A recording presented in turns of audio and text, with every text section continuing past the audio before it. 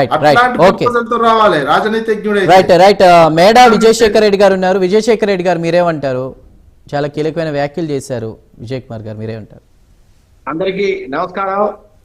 విజయ్ కుమార్ గారికి అట్లాగే వైసీపీ వారికి అన్న మీకు అందరికీ కూడా నమస్కారం.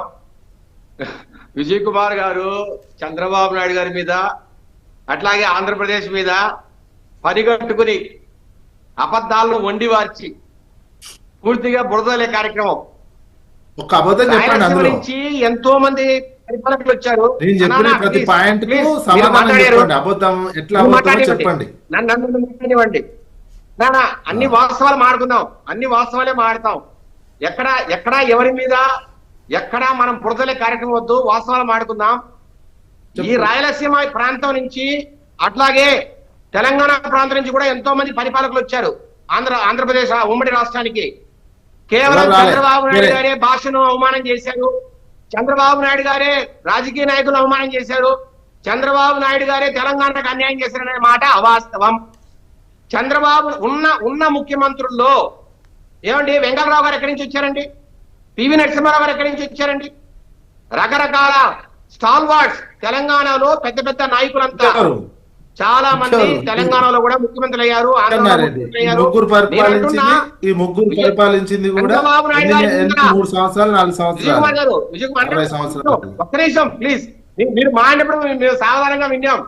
మీరు మహాన్నప్పుడు మీరు సావధానంగా విన్నాం. చెప్పండి. ఇప్పుడు మీరే అంటున్నారు మనమందరం తెలుగుజాతి బిడ్డదాం, అందరము ఒక పక్షాన నిలబడి పోరాడాలా, అందరం బాగుండాలా. మీకు మా ఊర్లలో మీకు బంధువులు ఉంటారు, మీ ఊర్లలో మాకు బంధువులు ఉంటారు. దయచేసి వినండి.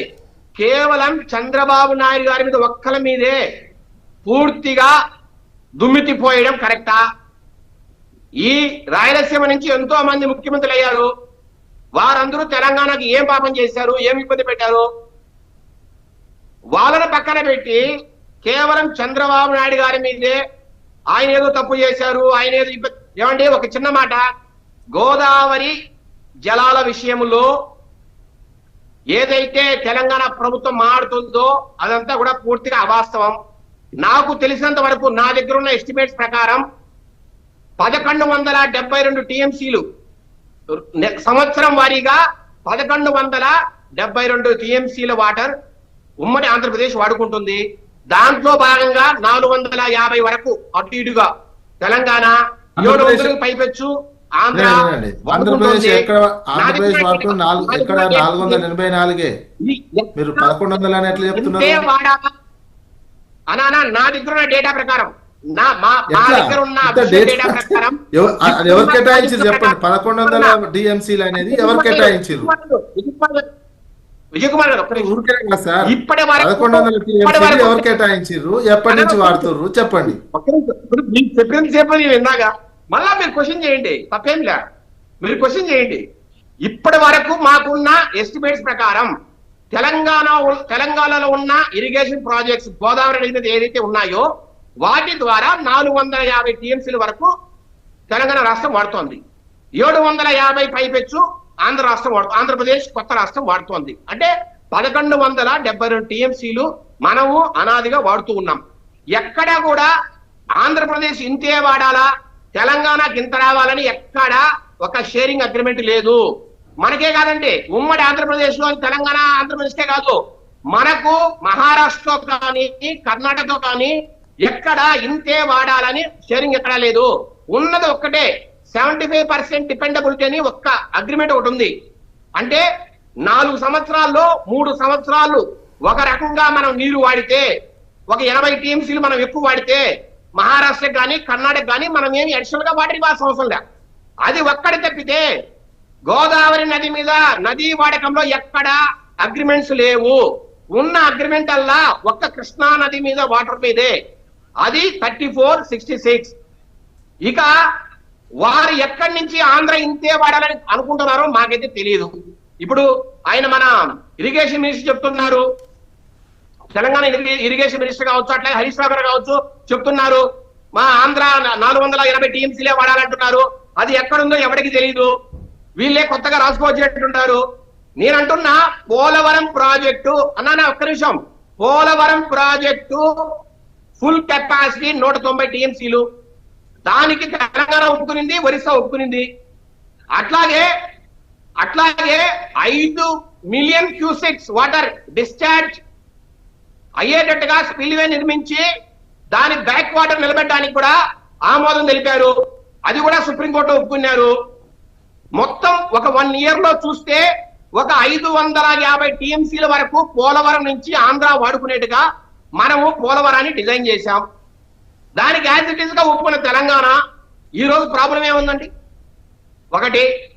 రెండో పాయింట్, కేవలం కేసీఆర్ గారు ఫామ్ హౌస్ నుంచి వచ్చి వాళ్ళ ఆఫీసులో కూర్చొని వాళ్ళ పార్టీని రివైవ్ చేయడానికి, అంటే ప్రజల్లో మళ్ళా మేము ఉన్నాం, మేము బతికే ఉన్నాం, ఈ రాష్ట్రంలో మళ్ళా బీఆర్ఎస్ ప్రభుత్వం మళ్ళా తీసుకొస్తాం అని వాళ్ళ కార్యకర్తల్లో ధైర్యం నింపడానికి మాత్రమే కేసీఆర్ గారు ఒక నెల ముందురో 20 రోజుల ముందురో వాళ్ళ ఆఫీస్కి వచ్చి ఈ నదీ జలాల గురించి కావచ్చు, లేదంటే ప్రాజెక్ట్ గురించి మాట్లాడాడు. అంత ముందు ఎవరైనా పట్టించుకున్నారా? గత 2 సంవత్సరాలుగా ఎవరైనా పట్టించుకున్నారా? కేసీఆర్ గారు ఎప్పుడైతే విజయ్ కుమార్ గారు మీ ఆయన ఆడియో మ్యూట్ లో ఉంది. ధైర్యం నింపడానికా? చంద్రబాబు చేస్తున్న మాటలు చంద్రబాబు అన్ని మీరు చేయడానికా? మీకు ధైర్యమా? కేవలం కేసీఆర్ మధ్య జగన్మోహన్ మధ్య ఉన్న కేసీఆర్ పక్కన పెట్టండి సార్. సుప్రీంకోర్టు చెప్పండి. మీరు తెలుగు జాతి అంటున్నారు కదా, శ్రీశైలము నాగార్జున సాగర్ నింపే ముచ్చట చెప్పండి. ఎందుకు పోలవరం డ్యామ్ కానీ పూర్తయితే శ్రీశైలము నాగార్జున సాగర్ లో ఉన్న నీళ్లు వాడుకోవాలని చంద్రబాబు నాయుడు అంటుండు. ఎట్లా శ్రీశైలము నాగార్జున సాగర్ నింపేది మంచిగా తెలుగు జాతి ఐక్యత అంటే ఇట్లా ఈజీగా ఉంది కదా, చాలా ఈజీ. రెండు రాష్ట్రాలు కలిసి కూడా పెట్టుకోవచ్చు కదా. 365 days ఫుల్ వాటర్ వాడుకోవచ్చు కదా. ఈ పంచాయతీలే ఉండవు కదా. 365 days అన్లిమిటెడ్ వాటర్ వాడుకునే ప్రపోజల్ ఉంది కదా. 365 days రైట్ విజయ్ కుమార్ గారు ఒక్కసారి వినండి. విజయ్ కుమార్ గారు, తెలుగు జాతి ప్రేమ ఉంటే విజయ్ కుమార్ గారు ఒక్క నిమిషం. విజయ్ కుమార్ గారు సవరించుకునే అవకాశం వచ్చిన చంద్రబాబు నాయుడు విజయ్ కుమార్ గారు వారు ఏదో ఒక ప్రశ్న వేస్తున్నారు. రైట్ విజయ్ కుమార్ గారు ఒక్క నిమిషం. చంద్రబాబు నాయుడు ఏ రకమైన రైట్ ఓకే డిబేట్ కంటిన్యూ చేద్దాం. తెలుగు జాతి కంటిన్యూ చేసే ముందు మిగతా ప్యానెల్ సభ్యులతో మాట్లాడబోయే ముందు డిబేట్ లో ఇప్పుడు ఒక స్మాల్ బ్రేక్ తీసుకుందాం. బ్రేక్ తర్వాత డిబేట్ కంటిన్యూ చేద్దాం. Stay tune.